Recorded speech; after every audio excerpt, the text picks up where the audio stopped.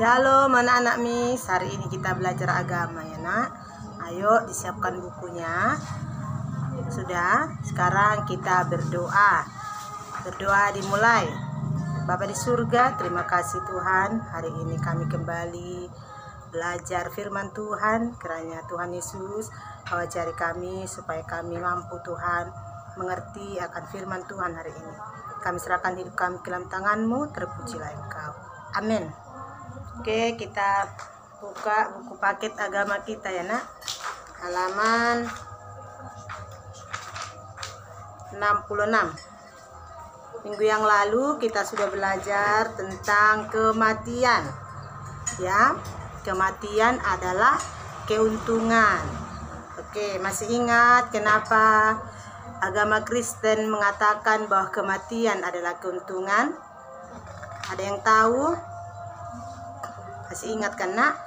Kematian adalah keuntungan karena orang-orang percaya yang sudah mati, dia akan berjumpa dengan Tuhan Yesus Kristus, dengan Allah penciptanya. Ya, hidup adalah Kristus. Siapa yang tahu?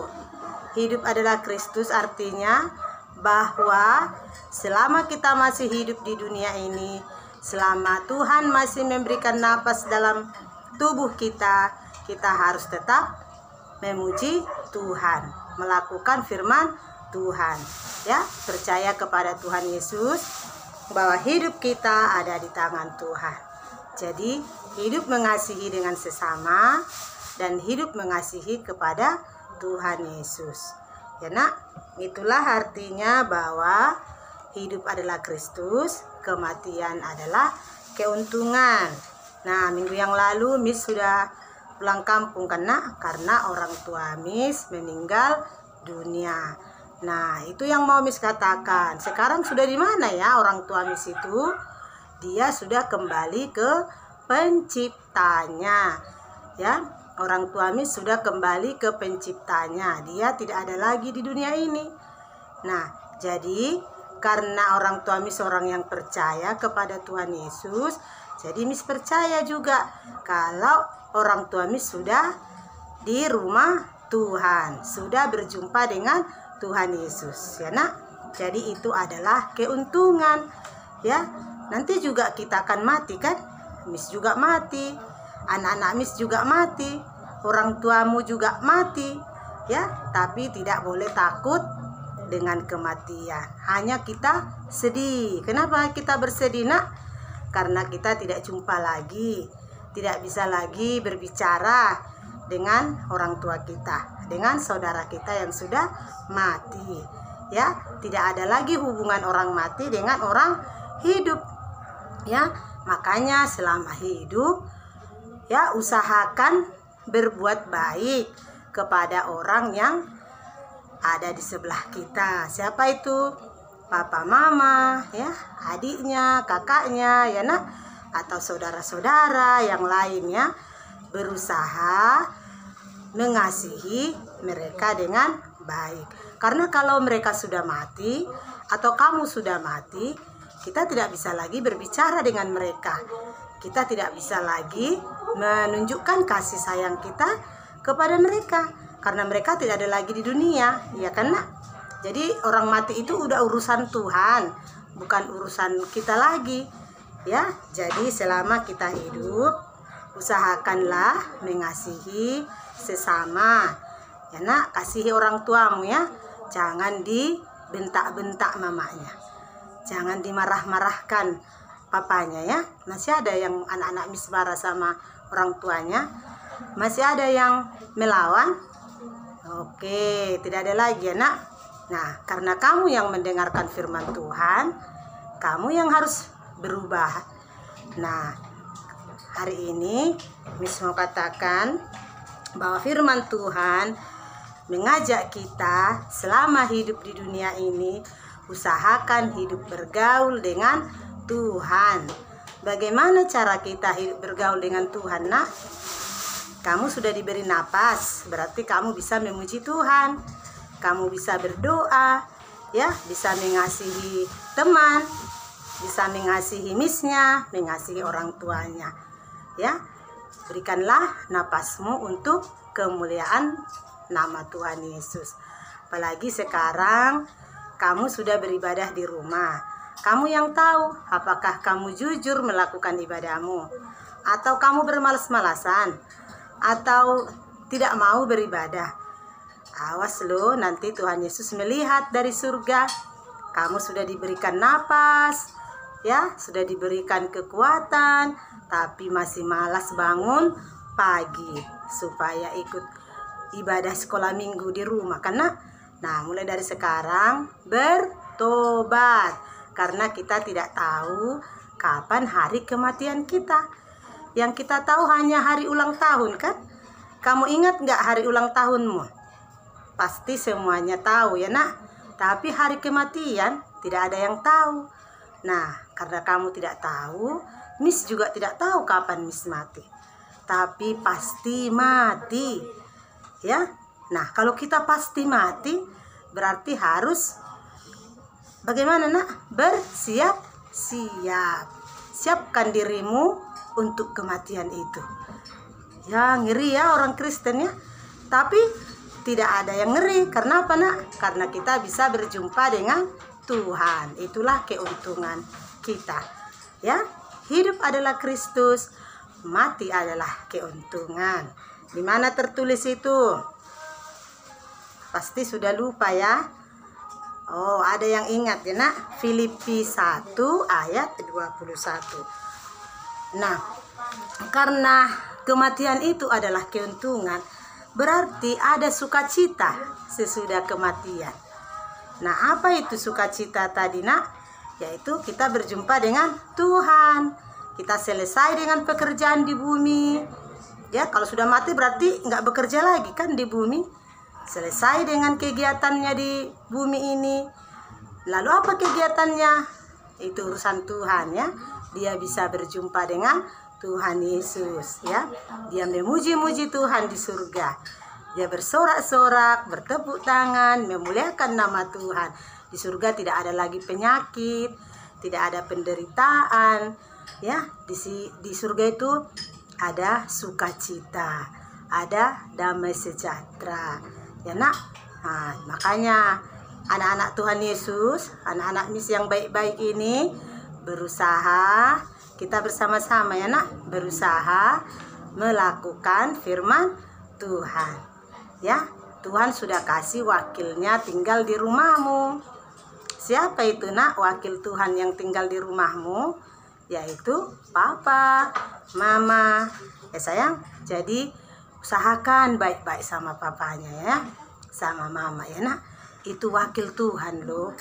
Itu yang kita lihat.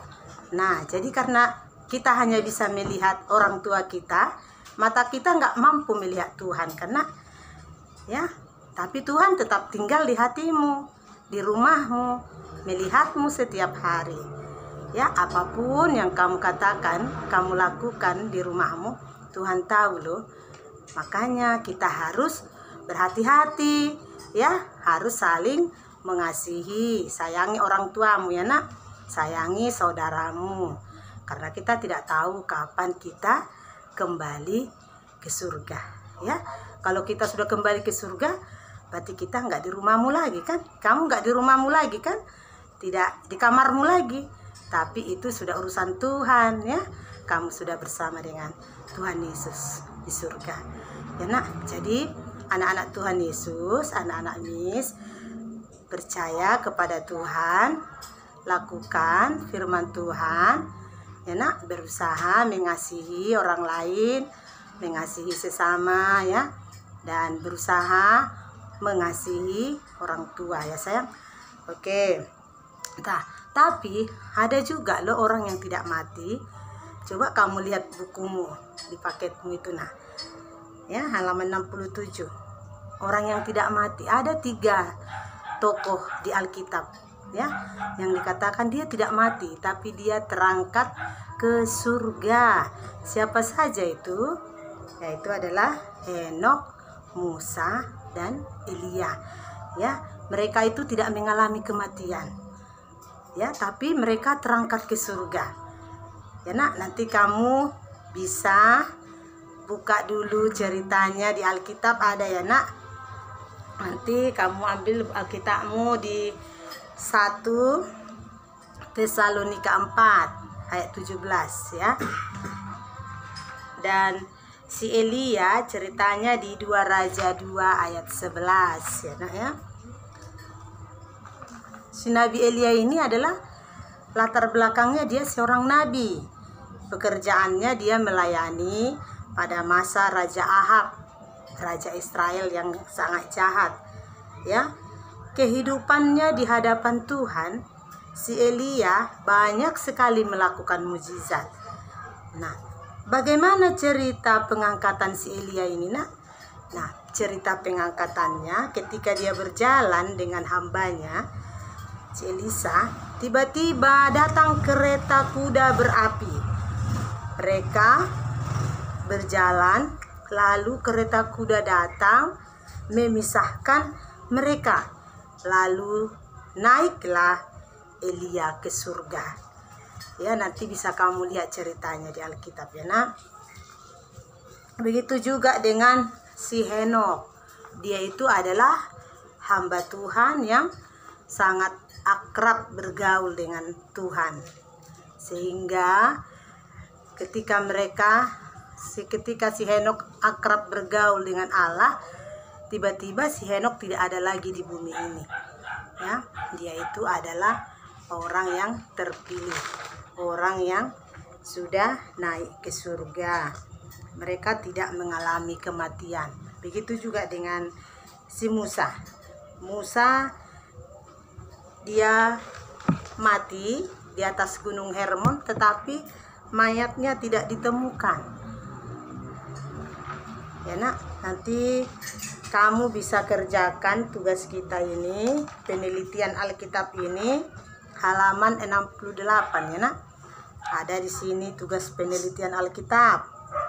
Nanti buka Alkitabnya, ambil ceritanya dari sana ya, tentang Henokh, Musa, dan Elia. Itu tugas nomor 1. Lalu tugas kita yang kedua, halaman 69 ya. Ada di situ penugasan, wawancara. Nah, yang kamu wawancarai orang tuamu ya nak. Pilih papa atau mama, sama aja ya. Wawancara salah satunya, nanti tulis namanya siapa, umurnya, pekerjaannya, lalu tanyakan, sudah siapkah menghadap Tuhan? Sudah siap matikah? Kapanpun dipanggil, kalau papanya bilang sudah siap, lalu apa alasannya? Mengapa? Karena ada pertanyaannya mengapa. Nanti ditandatangani orang tuanya. Ya nak? Lalu kamu fotokan, kirim ke WA Miss. Jadi tugas kita ada 2 ya. Kegiatan pembelajaran, kemudian refleksi penugasan.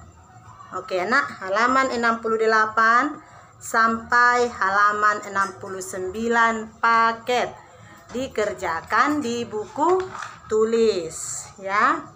Dikerjakan di buku tulis.